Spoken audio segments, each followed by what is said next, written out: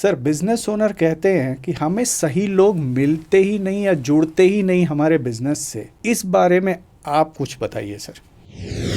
एक बॉलीवुड से एग्जांपल देता हूं आपको। लोग क्या चाहते हैं ना कि मतलब ऐश्वर्या राय की ब्यूटी मिले उनको, और सलमान खान की बॉडी होनी चाहिए, और जो परफेक्शन है वो होना चाहिए आमिर खान का, और लेटेस्ट तो इतना लेटेस्ट हो कि टाइगर श्रॉफ जैसा लेटेस्ट होना चाहिए भाई। अब प्रश्न आता है कि भाई वो मिलेगी कैसे, और उससे बड़ा प्रश्न है कि सैलरी कितनी होनी चाहिए। चलिए चिराग जी आप बताइए, सैलरी कितनी होनी चाहिए ऐसे व्यक्ति की? लेकिन एज ए बिजनेस ओनर मेरी सैलरी तो सिर्फ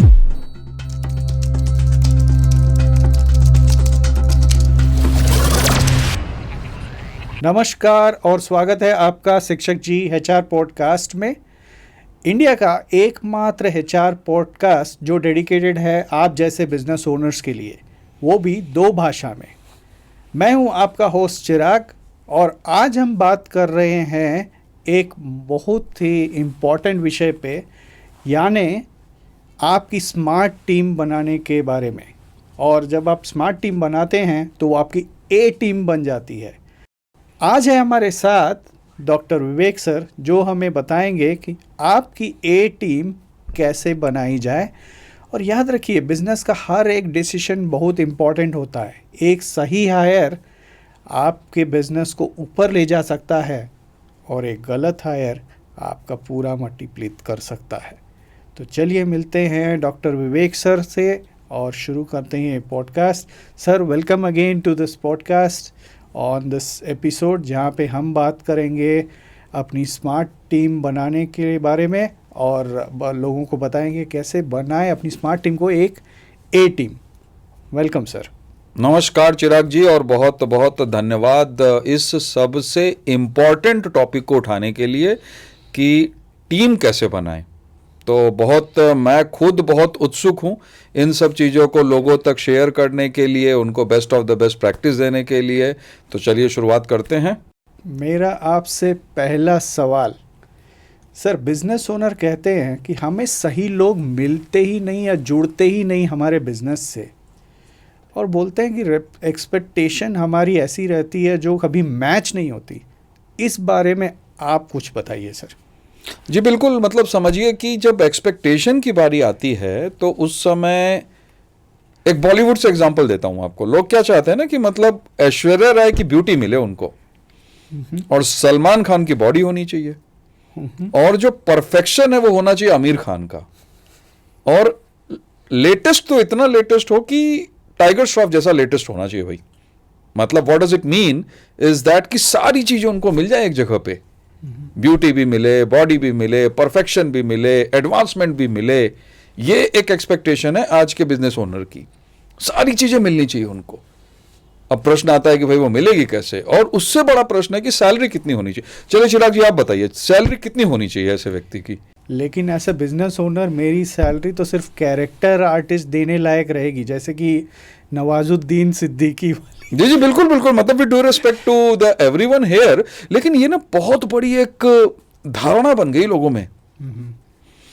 हम अकाउंट्स के लिए अगर किसी को हायर करेंगे तो हम चाहते हैं कि उसको अकाउंटिंग भी आए, उसको जीएसटी भी आए, उसको बैंक रिकंसिलेशन भी आए, उसको बैलेंस शीट रिकंसिलेशन भी आए, फाइनेंस भी आए, बजटिंग भी आए, कस्टमर से बात करने का लाइक जो हम कहते हैं customer outstanding, account receivable, accounts payable, सारी चीजें आनी चाहिए। भाई कहां से पॉसिबल है उसके पास में? बिल्कुल, ये जो एक मेजर चैलेंज आता है, यहां पे हमको ये देखना है कि कैसे हम एक फ्रेमवर्क क्रिएट कर सकते हैं, और इसके ऊपर हम बात करेंगे और डिटेल में। सर, जब आपने बात छेड़ी दी है फ्रेमवर्क की, तो फ्रेमवर्क के अंदर एक प्रोसेस होता होगा हायरिंग का, स्मार्ट हायरिंग का, वो भी मैं बोल सकता हूँ। बिल्कुल। तो क्या क्या प्रोसेस इन्वॉल्व है इस हायरिंग प्रोसेस, मतलब स्मार्ट हायरिंग प्रोसेस में? आप थोड़ा इस पे रोशनी डालिए सर प्लीज़। बिल्कुल, मैं मतलब स्टार्ट करूंगा जॉब डिस्क्रिप्शन से, क्योंकि ना अब देखिए जॉब डिस्क्रिप्शन एक ऐसी चीज है जो कि विदाउट जॉब डिस्क्रिप्शन आप अगर हायरिंग करेंगे तो गलत ही हायरिंग होगी, और आपको पता होगा कि ये जो गलत हायरिंग है that goes to 1.5x of the cost. Oh, that's pretty high 1.5x you have to place as a cost. गलत हायरिंग कर दी आपने तो उसके लिए। इनफैक्ट आपको ये देखना है कि मेरा स्ट्रक्चर फ्रेमवर्क कैसे बने। और अगर आप आज्ञा देंगे तो मैं बताऊंगा कि ये जॉब डिस्क्रिप्शन जो बनता है इसमें 6 फैक्टर्स यूज होते हैं। 6 फैक्टर फ्रेमवर्क हम कहते हैं इसको। एक स्टैंडर्ड जॉब डिस्क्रिप्शन की अगर हम बात करें तो उसमें क्या क्या चीज़ें आनी चाहिए, क्या क्या चीज़ें हमको इंक्लूड करना चाहिए ताकि वो हमारे लिए काफ़ी हेल्पफुल हो, that is called as 6 step framework in clear job description. जी sir, that is lot of detail. हाँ, क्या आप बताएंगे कि 6 स्टेप फ्रेमवर्क क्या है और इसकी डिटेल्स थोड़ी सी हमारे ऑडियंस को जो आज हमारे पॉडकास्ट सुन रहे हैं? यस यस, बिल्कुल बिल्कुल। अब देखिए 6 स्टेप में क्या होता है ना कि थोड़ा सा एक आपको यूनिक प्रपोजिशन क्रिएट करना पड़ता है। अब देखिए क्या है, रिटेल कंपनी अलग अलग तरीके की हो सकती है, लेकिन कैसे लोग हमारे यहाँ आएंगे। चलिए सोलर पावर का नाम लेते हैं। सोलर पावर में क्या है कि कोई सोलर पावर तमिलनाडु में बना रहा है, कोई सोलर पावर गुजरात में बना रहा है, कोई सोलर पावर आपका वाराणसी में बना रहा है, कहाँ कहाँ मतलब हर जगह बना रहे हैं। लेकिन अब वही जो हमारा मैन पावर है वो कैसे इस चीज को सही करेगा कि कौन सी सोलर पावर कंपनी मेरे लिए सही है। इसके लिए हम एक जॉब डिस्क्रिप्शन फ्रेमवर्क क्रिएट करते हैं जिसमें 6 स्टेप्स आ जाते हैं। पहला स्टेप आपका आता है फंक्शनल पैरामीटर। इनफैक्ट मैं बताऊं तो स्टार्ट हम करेंगे about the company, that's a first step, जहां पे हम कंपनी के बारे में बताते हैं भाई कंपनी कैसी है, कब से शुरुआत हुई, क्या उसके प्रमोटर्स का बैकग्राउंड है, ये सारी चीजें हम आ जाती है। This is called as about the company. Okay. दूसरे नंबर पे आती है आपका like fundamental criteria. Now if you want to hire somebody, let me give an example of a sales guy, you should be very clear. आपको ये पता होना चाहिए कि कितना क्वालिफिकेशन इनके पास है। आपको ग्रेजुएट चाहिए, आपको पोस्ट ग्रेजुएट चाहिए, वो सारी चीजें जो आ जाती हैं that is called as fundamental. आपका एज ब्रैकेट क्या होगा, 20 to 25 के रेंज में होगा, 25 to 30 के रेंज में होगा, 30 to 40 के रेंज में होगा, that is called as bracket. Then the next one is called experience. कितना एक्सपीरियंस होना चाहिए, 2 साल, 4 साल, 5 साल, you know, that is called again the experience. तो ये जो छोटी छोटी चीजें आती हैं that is called as fundamental. अब हमने बात की अबाउट द कंपनी, पहली हो गई। दूसरे नंबर पे फंडामेंटल आ गया। अब तीसरे नंबर पे हम आएंगे जिसको कहते हैं फंक्शनल। बड़ा इंपॉर्टेंट है ये चिराग जी। फंक्शनल में क्या होता है कि KRA और KPI ये बहुत इंपॉर्टेंट होते हैं और हर जगह अलग अलग होते हैं। देखिए अकाउंटेंट है तो वो वहां पे कुछ और काम करेगा, हमारे यहाँ कुछ और काम करेगा। ये क्लैरिटी हमको देनी कि हमारे यहाँ क्या काम करेगा। That we called as a functional parameter. 3 से 4 फंक्शनल पैरामीटर हमने डाल दिए। कितने लेजर एंट्री करनी है, कितनी जनरल एंट्री करनी है, बैलेंस शीट रिकंसिलेशन कैसा करना है, ये सब हमने डाल दिया। That is called fundamental criteria. Next is very important, is called motivational. अब हम उसको मोटिवेट क्या कर सकते हैं। Salary is just one part, but apart from that can we give a better incentive, can we give better designation. मतलब हम उनको सैलरी के अलावा और क्या क्या चीजें दी जा सकती हैं, ये सारी चीजें हम लेके आएंगे आपके मोटिवेशनल क्राइटेरिया में। बिहेवियरल आ जाता है। बिहेवियरल में क्या होता है कि आप इंडिविजुअल कंट्रीब्यूटर हायर करना चाहते हैं, कि आप मिड मैनेजर हायर करना चाहते हैं, कि आप सीनियर लीडरशिप हायर करना चाहते हैं। जिस भी तरीके के व्यक्तित्व को आप हायर करना चाहते हैं, जिस भी तरीके के पर्सनालिटी को आप हायर करना चाहते हैं, आपको बताना होगा कि किस तरीके का बिहेवियर आप एक्सपेक्ट करते हैं। और लास्ट जो होता है that is called as call to action या सिलेक्शन प्रोसेस। जनरली क्या है, हर कंपनी का सिलेक्शन प्रोसेस अलग होता है। कहीं 2 राउंड होते हैं, कहीं 3 राउंड होते हैं।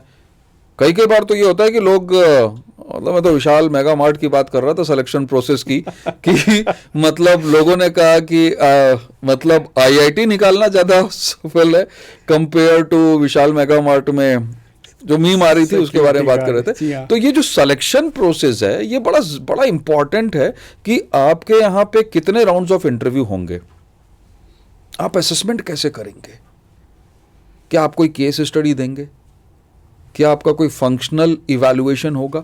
ये जब चीज़ें आप डाल देते हैं तो लोगों के अंदर में क्लैरिटी आ जाती है कि भाई मैं इस कंपनी में अप्लाई कर रहा हूँ, मेरे 3 राउंड इंटरव्यू होंगे या मेरे 2 राउंड इंटरव्यू होंगे। तो मैं एबेंस में नहीं रहता हूँ, मैं एक संशय में नहीं रहता हूँ, बल्कि मुझे ये लगने लगता है कि भाई कैसे मैं ये 2 राउंड 3 राउंड निकालूं। ये जो चीज़ है that is called as selection process. और ये 6 चीज़ें हमारी जॉब डिस्क्रिप्शन में होनी चाहिए। तो आपके माध्यम से मैं लोगों को जरूर ये बताना चाहूँगा कि आप अपने जॉब डिस्क्रिप्शन को खुद ही बना सकते हैं। ये 6 चीज़ों को डाल करके अबाउट द कंपनी 2 से 3 लाइन हो गई, फंडामेंटल पैरामीटर, जहां पे हमने वन लाइन और वन वर्ड की बात करी, then it comes to functional parameter, then it comes to motivational, then behavioural, and last में आपका सिलेक्शन प्रोसेस। ये 6 चीजें आ जाती हैं, then it become very easy for you. जी, बहुत ही डिटेल्ड इंसाइट्स और क्लियर कट आपने एक्सप्लेनेशन दिया फ्रेमवर्क का। तो अब बारी आती है एज यूजुअल, मैं आपसे पूछने वाला हूँ केस स्टडी के बारे में। तो क्या आप कोई केस स्टडी शेयर कर सकते हैं जिसमें हमें पता चले कि कैसे वो बिज़नेस ओनर या उस बिज़नेस में ऐसा हुआ कि उनकी स्मार्ट हायरिंग हुई और एक बढ़िया सी ए टीम बन गई? प्लीज़। जी हाँ, मतलब एक एग्जांपल देता हूँ मैं डायग्नोस्टिक सेंटर का। ये चेन थी, डायग्नोस्टिक सेंटर की चेन है, और यहाँ पे क्या करते थे कि इनका कोई फ्रेमवर्क नहीं था। ये हमारे क्लाइंट हैं और हमने इनसे बात की, हमने कहा कि आपको चैलेंज क्या आते हैं? बोले सर हमको लोग नहीं मिलते हैं। द सेकंड थिंग उन्होंने जो बोला, दूसरी चीज़ उसमें ये बोला कि लोग हमारे यहाँ टिक के काम नहीं करते हैं, इधर उधर जाते रहते हैं। हमने कहा भाई पहले हम आपका जेडी इवैल्यूएशन करेंगे। जी, हमने जॉब डिस्क्रिप्शन को इवैल्यूएट किया, उनको 6 स्टेप फ्रेमवर्क दिया, और उसके बाद आपको मैं बताऊं कि क्वालिटी ऑफ हायर जो रहता है ना, उसकी एक मैट्रिक्स होती है। ओके जी, क्वालिटी ऑफ हायर का मतलब क्या है कि आपका व्यक्ति कितना अच्छा काम कर रहा है, इसका पैमाना क्या है, इसका पैरामीटर क्या है। और इसका पैरामीटर होता है कि आप उसको नेक्स्ट 1 साल तो पहले उसको काम करना चाहिए, और अगले 6 महीने में किसी न किसी तरीके से आप उसको प्रमोट करें, या उसकी रेटिंग जो है वो लास्ट ईयर से इस ईयर में थोड़ी बढ़े। ये जो होती है, this is called as quality of hire. तो जब हमने ये डायग्नोस्टिक कंपनी के साथ में काम किया, तो हमने उनको यही क्वालिटी ऑफ हायर का फ्रेमवर्क सेट कर दिया, उनके जॉब डिस्क्रिप्शन को क्लियर कर दिया, एक असेसमेंट की फ्रेमवर्क हमने सेट कर दी कि सेकंड 2 राउंड असेसमेंट होना चाहिए। ऐसा भी नहीं लगे कि भाई आप आईएएस हायर कर रहे हो, भाई आप डायग्नोस्टिक सेंटर में काम करने वाले व्यक्ति को हायर कर रहे हो, तो आपका असेसमेंट भी उसी तरीके का होना चाहिए। That's again we discuss on that. Interview कैसे होना चाहिए, इंटरव्यू के ऊपर हमने बात की, और उसका फायदा क्या हुआ कि एटलीस्ट हमने देखा कि लोग वहां पे अट्रिशन जो था वो ऑलमोस्ट 37% से कम हो गया। बड़ी ह्यूज, 1/3, 37%। आपने डायग्नोस्टिक्स लैब को डायग्नोस कर दिया। जी कह सकते हैं, मतलब अब आप ही का कहना है कि भाई एचआर के डॉक्टर, तो हमने कहा चलो ठीक है भाई, अगर मौका मिले तो कहीं ना कहीं कुछ ना कुछ काम कर दिया जाए। तो काफ़ी अच्छा रहा, in fact they are very happy. फिर उन्होंने पूरी उस फ्रेमवर्क को अब इम्प्लीमेंट कर दिया है, और जैसे मैंने बोला ना कि उनकी चेन है, मतलब पूरे इंडिया में उनकी चेन है। तो जब हमने एक जगह से स्टार्ट की, हमने दिल्ली से स्टार्ट किया, अब दिल्ली से लेकर के फिर उनके सारे लोकेशन, मेट्रोस, सेमी मेट्रोस, हर जगह उन्होंने इम्प्लीमेंट कर दिया, and that is actually controlled them. और फिर जो आप कहते हैं ना ए टीम की बात, दैट्स हाउ इट हैपेंस, उनको भी अच्छा लगा। जी, I totally agree, cannot agree more what you just said. जो आपने बात कही है बिल्कुल, और जैसा कि मैंने बोला, आपने डायग्नोस्टिक सेंटर में ही डायग्नोसिस करके उन्हें सही कर दिया। तो जो आज हमारे बिजनेस ओनर या फाउंडर इस पॉडकास्ट को जो सुन रहे हैं, उनके लिए क्या आप कोई 2-3 स्टेप्स, इमीडिएट स्टेप्स जो वो ले सकें और स्मार्ट हायरिंग की तरफ अपना पहला कदम बढ़ा सकें, ऐसा कुछ आप शेयर कर सकेंगे? जी बिल्कुल। आई थिंक जब हम स्मार्ट की बात कहते हैं तो मैं थोड़ा सा इसमें 1 मिनट और लूँगा, और मैं बता दूं कि बड़ा कॉमन टर्म है ये। ओके एचआर वालों के लिए बहुत कॉमन टर्म है, smart, specific, measurable, achievable, result, and time bound. तो ये जो स्मार्ट है, ये फ्रेमवर्क हो जाता है। अब हम क्या काम करते हैं, जैसे आपने मतलब चर्चा की इस चीज़ की कि अब हम इसको स्मार्ट हायरिंग में कन्वर्ट कैसे करें, तो बहुत सिंपल है चिराग जी। पहले तो हमको क्या करना है कि हमको एक फ्रेमवर्क क्रिएट कर लेना है। ये फ्रेमवर्क आपका ऐसा होना चाहिए कि जिसमें जॉब डिस्क्रिप्शन आ जाए, सारे जॉब डिस्क्रिप्शन आ जाए जो भी आपको हायरिंग करनी है। 1 टाइम एक्सरसाइज है, करे आराम से कर सकते हैं। इनफैक्ट आपका वो सेवक जी जो इनिशिएटिव हम लोगों ने शिक्षक जी के थ्रू माध्यम से किया था, उसके थ्रू किसी तरीके का टेम्पलेट भी दिया जा सकता है इस पूरे फॉर्मेट के लिए, तो वो एक उसके ऊपर डिस्कस करेंगे हम। और दूसरा जो है आपका इंटरव्यू है। जब आपने जॉब डिस्क्रिप्शन बना लिया, लोगों ने अप्लाई करना चालू कर दिया। अब जब लोगों ने अप्लाई करना चालू कर दिया तो आपके पास इंटरव्यू के क्वेश्चनर्स होने चाहिए। बहुत अच्छे क्वेश्चंस होते हैं, वो एक आपको असेसमेंट फ्रेमवर्क में ले जाएंगे। हर एक के अलग अलग लेवल के क्वेश्चन होते हैं। जूनियर लेवल का क्वेश्चन अलग होता है, मिडिल लेवल का क्वेश्चन अलग होता है, सीनियर लेवल का क्वेश्चन अलग होता है। और मैं आपको एक चीज़ बताऊं कि जो सबसे बड़ी गलती हम करते हैं एज अ बिजनेस ओनर या प्रमोटर या फाउंडर या हायरिंग मैनेजर, हम CV को देख करके क्वेश्चंस पूछते हैं। अब भाई सामने वाले को तो पहले ही पता है कि भाई मैंने CV में ये सारा कुछ लिखा हुआ है, और जब आप वही देख करके पूछ रहे हो तो वो वही बताएगा, आप भी खुश वो भी खुश। लेकिन यहां पे गड़बड़ हो जाती है। जब आप सही इंटरव्यू ले रहे हैं तो आपको CV आपके सामने में नहीं होना चाहिए, रिज्यूमे आपके सामने नहीं होना चाहिए। आपको एक फ्रेमवर्क क्रिएट करना है कि इस पर्टिकुलर पोजीशन के लिए मेरे जो क्वेश्चन है, असेसमेंट पैरामीटर है, वो क्या रहेंगे। डजंट मैटर कि मैं किससे पूछ रहा हूं। That is called second step of an assessment framework. And third one, when we talk about, is again look forward to have the complete interview process. वो ही हमारा केस स्टडी हो सकता है। एक केस स्टडी हमने दे दिया, एक आपने केस स्टडी फ्रेमवर्क कर लिया, and then you actually get into case study, और ये आपके सिलेक्शन प्रोसेस में आ जाएगा। तो ये जो दोनों तीनों चीजें हैं, आपने जॉब डिस्क्रिप्शन बना लिया सिंपल तरीके से, आपने एक असेसमेंट फ्रेमवर्क बना लिया, उसी बेसिस पे आपने इंटरव्यू ले लिया। अब ये तीन चीज़ें अगर आपने कंबाइन कर ली तो ये आपका एक ज़ीरो कॉस्ट या हम कहें DIY अप्रोच जो रहता है वो आपको काफ़ी हेल्पफुल हो सकता है, और आपको काफ़ी उससे सहायता भी मिल सकती है।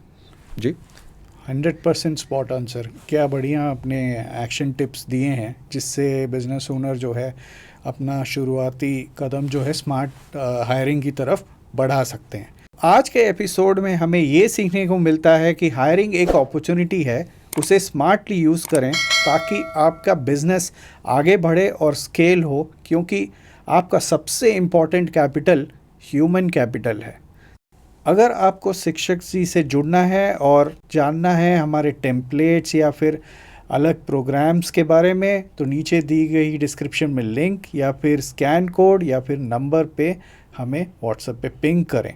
और अगले एपिसोड में हम मिलेंगे, कॉम्प्लायंस की बातें करेंगे जिससे आपको टेंशन और पसीने छूटने लगते हैं।